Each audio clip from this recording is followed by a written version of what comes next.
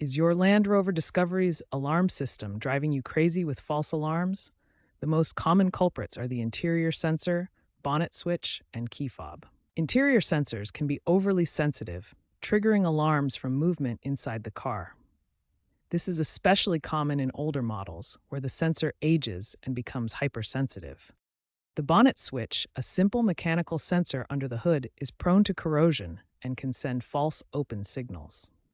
The key fob, if its battery is low or facing RF signal interference, can also cause unexpected alarm activation. For the interior sensor, start by cleaning it to remove dust or debris that might cause false triggers. Also, make sure no objects like loose items or pets are moving freely inside the cabin when the alarm is armed. For the bonnet switch, inspect for corrosion or misalignment, especially if you've been off-roading. A replacement switch with part number LR123456 costs around $50, and the installation is straightforward at most dealerships. If your key fob is causing false alarms, start by replacing the CR2032 battery. If problems continue, reprogram the fob through a dealership or using Jaguar Land Rover's InControl app.